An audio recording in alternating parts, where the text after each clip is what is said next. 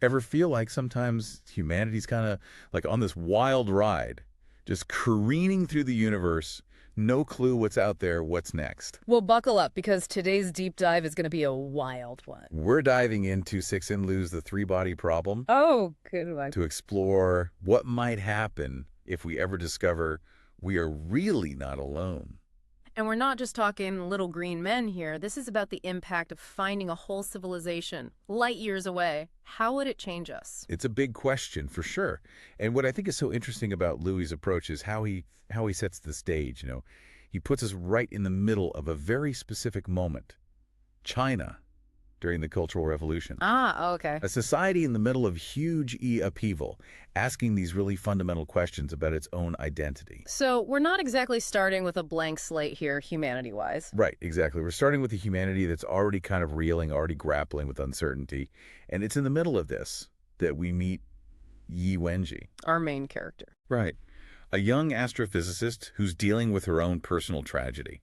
Her family's been torn apart by the revolution. Wow. So she's searching for something, some kind of meaning in this world that feels like it's gone completely mad. And she finds it in space. Well, she's looking, that's for sure.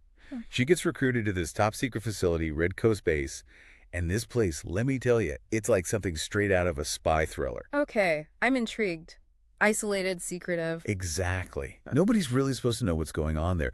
Officially, Ye's brought in because she's an expert on solar activity. Solar activity. They're having problems with interference, and she's supposed to figure out what's causing it.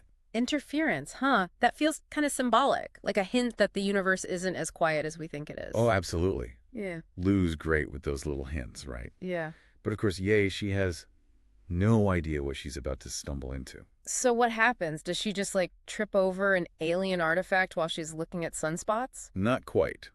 She picks up a signal, a faint signal from space. Okay, from space. But not just ANY signal, right? This signal is coming from Alpha Centauri. No way. That's huge. It is. And you have to remember, back then, the idea of actually finding evidence of alien life, it was pretty out there. More fringe science than actual science. Exactly. Especially in a China that's got its own stuff going on. So this signal, it's a game changer. It's a complete shift, not just for Yi, but for humanity as a whole. It means we're not alone, not anymore. So who sent the signal? Spill the tea on Trisolaris. Okay, so Trisolaris. Yeah.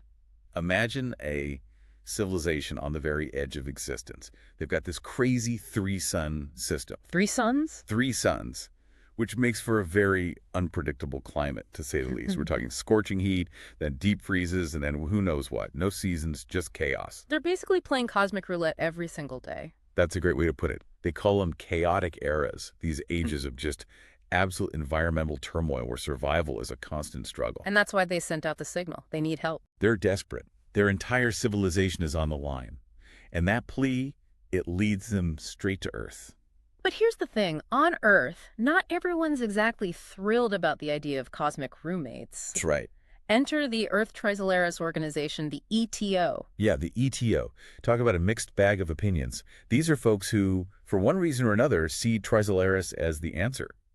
Or maybe the only answer. The answer to what, though? What are they hoping for? It's a mix of things, really. Some are just deeply disillusioned with humanity. They think we're too flawed, too self-destructive. They see Trisolaris as a kind of cosmic reset button. Just wipe the slate clean and start over? Well, it's not quite that simple. See, even within the ETO, there are factions. Of course there are. You got the Adventists. They basically welcome Trisolaran rule. They think it'll bring order, enlightenment. Then there are the Redemptionists. They're more focused on saving Trisolaris, even if it means sacrificing humanity to do it. It's like, even with this shared goal contact with an alien civilization, there's still so much disagreement.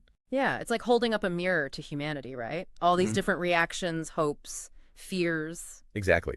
And while all this is playing out on Earth, the Trisolarans, well, they're not just sitting around waiting, are they? This is where those sophins come in, right? The Sophins? Oh, yeah.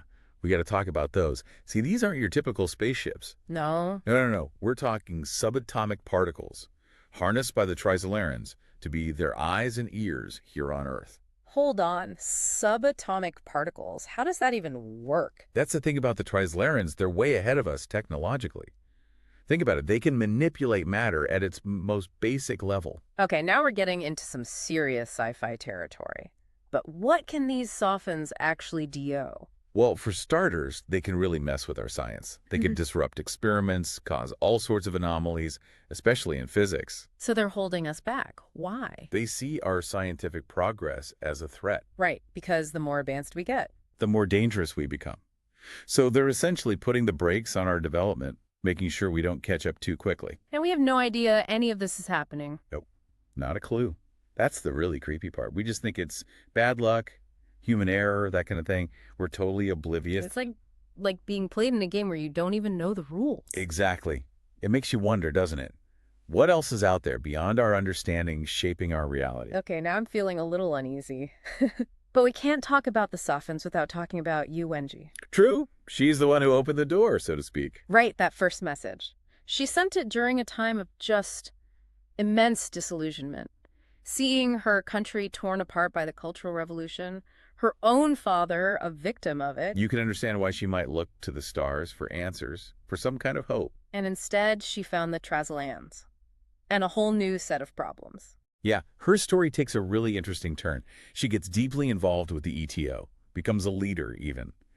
But as she learns more about the Trazelarans, their methods, their true intentions, It starts to dawn on her what she's done. exactly, the weight of that responsibility, knowing she may have doomed humanity, it's a heavy burden to carry. Talk about a moral dilemma. And it really gets to the heart of what Liu's exploring in the book, the dangers of despair, the unintended consequences of our actions, and ultimately the question of whether humanity is even worth saving at all.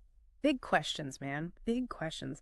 It's kind of humbling, when you really think about the scale of what we're talking about.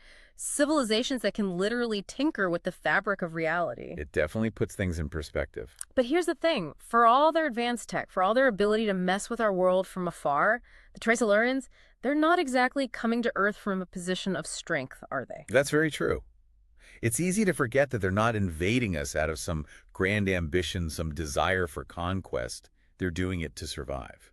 Their backs are against the wall, their own star system's falling apart. Exactly. They're desperate. Yeah. They see Earth as their only option, their escape route. Which, wow, when you put it like that, it makes you wonder about our own future here.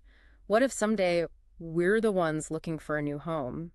It's a sobering thought, isn't it? Makes you appreciate this little blue marble a bit more. It really does. And it makes you think, if we were in their shoes facing extinction, what would we do? Would we be so different? Those are the tough questions Liu wants us to ask ourselves. There's no easy answers. No easy answers at all. Okay, so back to the story. We've got the Tricelarans on their way. They've got their Sophins messing things up down here. What are we supposed to do? Just roll over and, I don't know, start learning Tricelaran? Well, some people might advocate for that, believe it or not. Surrender. Really? Oh yeah, there are definitely those within the ETO who think it's the only way. But here's the thing. The Tricelaran fleet, it's still centuries away. Centuries. Centuries. Liu gives humanity something like 450 years to get ready. 450 years.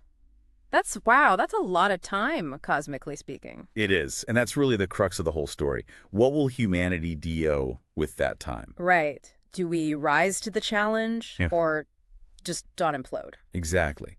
Will we use that time to overcome our differences, to innovate, to find a way to meet this incredible threat head on, or will we fall prey to our worst instincts, squabble over resources, and basically seal our own fate? Liu doesn't let us off the hook, does he? He's like, here's a mirror, humanity, take a good look. He's a master at forcing us to confront these uncomfortable truths about ourselves. You keep saying the Tricelarans are desperate, but they didn't just give up, right? They tried to solve the problem themselves, to understand why their star system was such a mess. Talk about the human computer. Yeah, that whole thing, it's wild. Millions of people literally using their minds to try and crack this impossible physics problem. It's a testament to their ingenuity, their determination, even if it ultimately didn't work. Still makes you think. We like to think of ourselves as so advanced.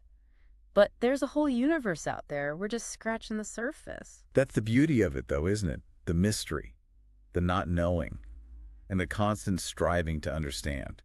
So where does that leave us? What's the final takeaway here after this wild ride through the mind of Cixin Liu?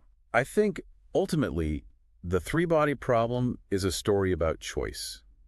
It's a reminder that the universe doesn't owe us anything. It's not going to play by our rules, but within that vastness, within that indifference, we still have the power to choose how we respond. We choose whether we face the unknown with fear or with curiosity. Whether we cling to division or embrace unity. Whether we destroy ourselves or find a way to survive. Most choices, they're ours to make, every single day. Well said. Well said. And on that note, we'll leave you to ponder the mysteries of the cosmos. Till next time, keep looking up, keep asking questions, and who knows, maybe we'll find some answers out there among the stars. Thanks for joining us.